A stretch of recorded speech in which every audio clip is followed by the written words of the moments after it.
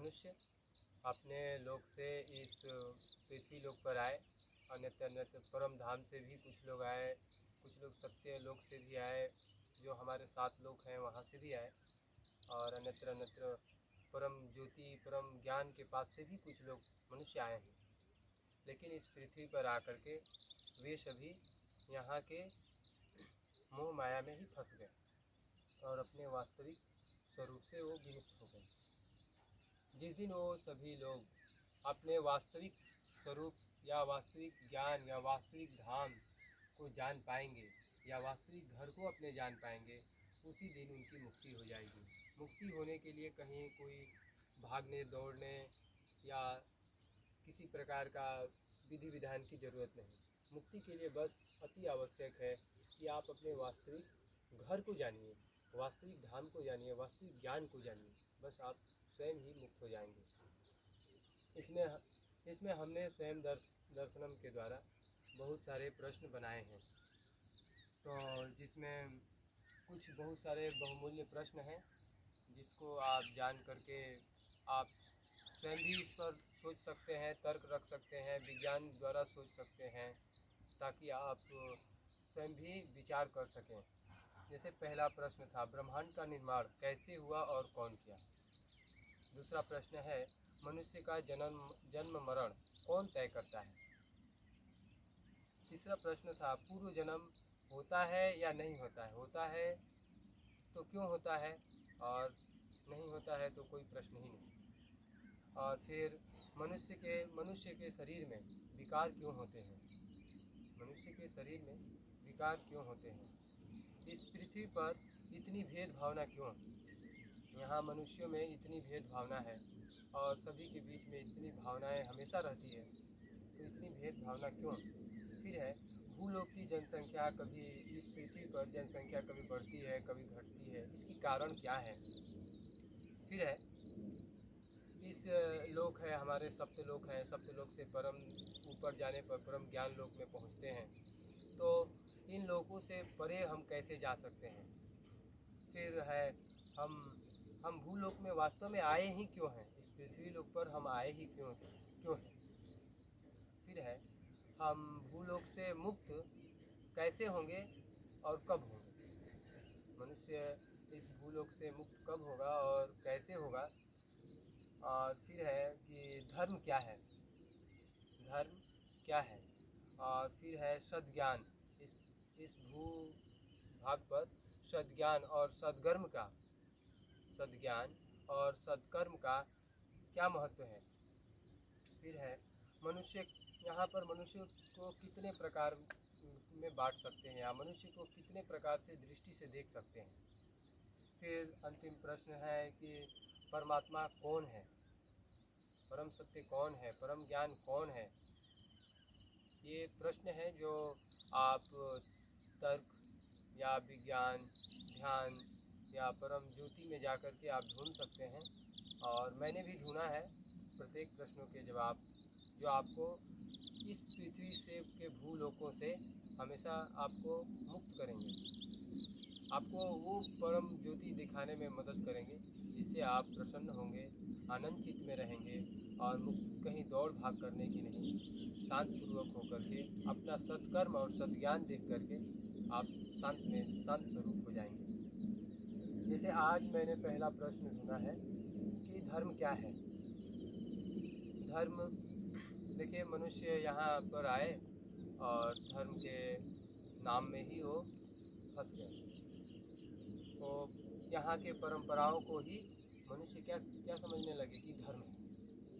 मनुष्य यहाँ के परंपराओं को ही धर्म समझ लिए, और जो थोड़ा सा आगे निकले तो इसके धर्म के नाम में ही फंस गए, धर्म के नाम को ही वो सत्य जान करके उसी में रह गए, जबकि उनको ज्ञान होनी चाहिए, और वो मूल तत्व से बहुत दूर हो गए, धर्म के मूल तत्व से बहुत दूर हो गए। जबकि मनुष्य को ये ज्ञान होनी चाहिए कि ये पृथ्वी, ये भूलोक करोड़ों सालों पहले बनी है, और यहाँ धर्म के अन्यत्र बहुत सारे नाम बने और काल अग्नि उनको जला के विनष्ट कर दी।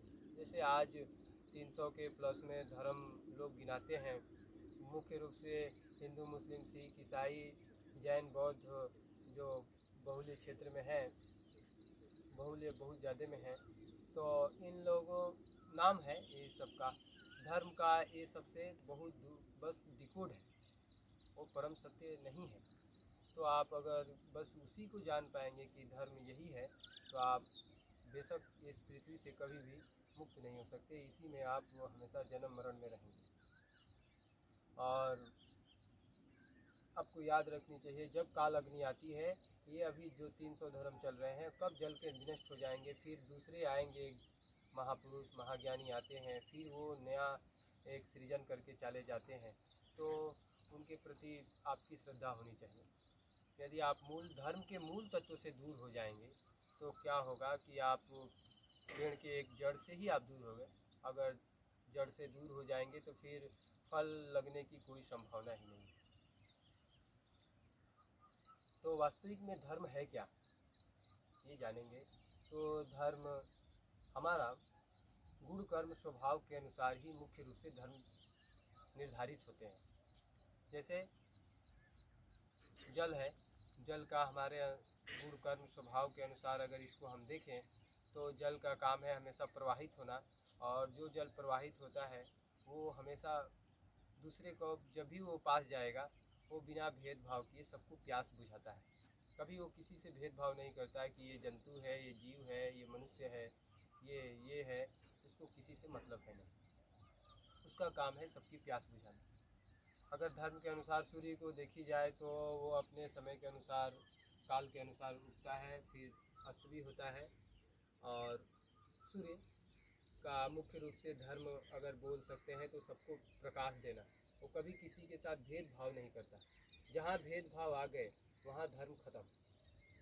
जहाँ एक बस खाली कुआं एक जगह को ही निर्धारित कर दिए तो वहाँ धर्म खत्म हो गए। धर्म इन सभी नामों से बियॉन्ड है, सबसे बाहर में है, क्योंकि उसके पास सब चीज़ को समझने की और देखने की, वहाँ पर जाने के बाद लोगों की समझ पैदा हो जाती है। एक पेड़ कभी भी किसी के साथ भेदभाव नहीं करता, वो अपने धर्म के अनुसार सभी को छाया भी देता है और फल भी देता है।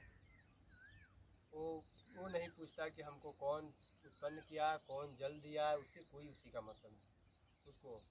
तो इसलिए मनुष्य का धर्म क्या है, गुण कर्म स्वभाव के अनुसार, कि उसके अंदर मानवता होनी चाहिए। वो किसी के प्रति भेदभाव नहीं हो।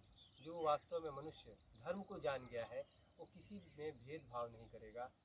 वो मन मानव, उसके लिए सभी मानव एक समान हो जाएंगे। जीव होंगे तो उसके लिए चींटी भी उतना ही कीमती होगी जितनी एक हाथी, गाय, सभी जीव उसके लिए एक समान होंगे, उतने ही कीमती है। और मनुष्यों में भी वो सभी को एक दृष्टा से देखेगा, एक दृष्टि से देखेगा, कभी भेदभाव नहीं। जो भेदभाव जहाँ उत्पन्न किया तो आप समझ लीजिए कि वो धर्म को नहीं जानता, वो कहीं फंसा हुआ है। तो इस सब निर्धारणा से, इस सभी धारणाओं के अनुसार, इस सब ज्ञान को जानने के बाद आपके अंदर उठेंगे कि इस पृथ्वी पर कितने प्रकार के लोग हैं। तो दो प्रकार के लोग वास्तव में, एक धर्म और एक अधर्म, दो ही यहाँ पे गुण है इस पृथ्वी को चलायमान के लिए, धर्म और अधर्म, सत्य और असत्य। अब इसमें से है कि जो धर्म को अनुसरण करते हैं वो हो गए धार्मिक, जो धर्म को नहीं मानते वो हो गए अधार्मिक। तो आप देखिए उनके गुण कर्म स्वभाव क्या मानव कल्याण के लिए हैं, मानव कल्याण के विपरीत हैं, जीवों का कल्याण नहीं कर पा रहे हैं, इस प्रकृति का कल्याण नहीं कर पा रहे हैं, तो उसको बोल दीजिए वो अधार्मिक है, वो धार्मिक नहीं हो सकता। तो ये सब को जानते हुए आप, ये जो मनुष्य आज इतने धर्म के जकड़न में, धर्म के नामों के जकड़न में फंस गया है, उसी को प्रतिवाद में ही अपने बहुत सारे जन्म समय को बर्बाद कर देता है, और फिर अंत में हाथ लगते हैं केवल दुख ही दुख। तो आप दुख से परे जाइए और आप परम ज्योति, परम ज्ञान, परमानंद में को जानिए। आप अपने धामों को जानिए, सत्य ज्ञान को जानिए, फिर देखिए आप ऑटोमेटिक परम शांति, परम ज्ञान में चले जाएंगे। आपको कहीं भागने दौड़ने और किसी के पीछे जाने की ज़रूरत नहीं पड़ेगी। सब ज्योति, सब प्रकाश आपके अंदर है।